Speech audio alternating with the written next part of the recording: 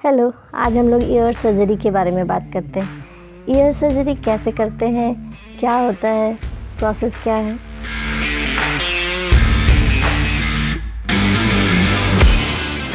तो हम एकदम शुरू से शुरू करते हैं कि ईयर सर्जरी क्या है। जैसे पर्दा बनाना है तो वो कैसे बनेगा। कान का पर्दा जो होता है वो बहुत छोटा होता है, में 1 सेंटीमीटर से भी छोटा, तो उसको बनाना है। एंड वहाँ पे ऑसिकल्स होते हैं, कान के अंदर जो हड्डियाँ होती हैं वो उसको ऑसिकल्स बोलते हैं। वो और भी बहुत छोटी है, मिलीमीटर्स, 1 मिलीमीटर थिक है, 3-4 मिलीमीटर का होता है, 5 मिलीमीटर्स का होता है, 6 मिलीमीटर्स का होता है अगर फुल लेंथ देखें तो हमें चाहिए हर चीज़ बहुत बड़ी बड़ी दिखने वाली।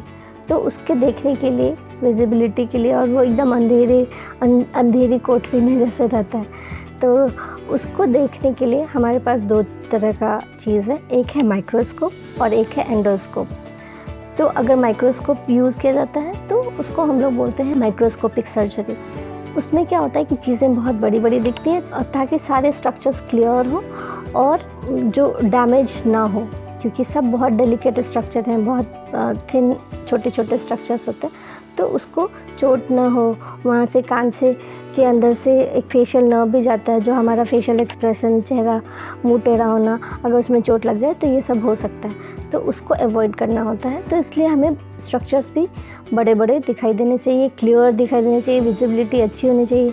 मैंने बोला कि लाइट अंदर नहीं होती है, तो लाइट्स होने चाहिए प्रॉपर। तो इन सब चीज़ों के लिए माइक्रोस्कोप का यूज़ किया जाता है। सेकेंड मेथड होता है एंडोस्कोप यूज़ करने का। माइक्रोस्कोप में हमें जो है कंपैरेटिव, जनरली हम लोग माइक्रोस्कोपिक का सर्जरी करते हैं तो हम लोग पीछे कट करके करते हैं जनरली। लेकिन एंडोस्कोपिकली क्या होता है कि हम अगर सर्जरी करते हैं तो हमें अंदर से ये जो कान का छेद है, ये जो नॉर्मल जो ऑरिफाइस है कान का, उसके थ्रू एंडोस्कोप डाल के सर्जरी किया जाता है। तो जनरली बाहर से बड़ा कट नहीं होता है, एक्सेप्ट कि हमें जो पर्दा बनाना है, पर्दा जो चाहिए वो आइदर हम यहाँ का स्किन ले सकते हैं अंदर का, या फिर यहाँ का इसके अंदर का स्किन ले सकते हैं। ट्रैगस बोलते हैं, ट्रैगल कार्टिलेज, या फिर ट्रैगल कार्टिलेज के ऊपर जो कवरिंग होती है वो, उन सब का यूज़ किया जा सकता है। ये दोनों तरीके यूज़ किए जाते हैं सर्जरी के लिए। तो जिसमें पेशेंट को कंफर्टेबल हो वो सर्जरी वो यूज़ किया जाता है। कुछ पेशेंट फैक्टर्स भी होते हैं कि हाँ, उसमें किसमें कौन सा प्रेफर करना है।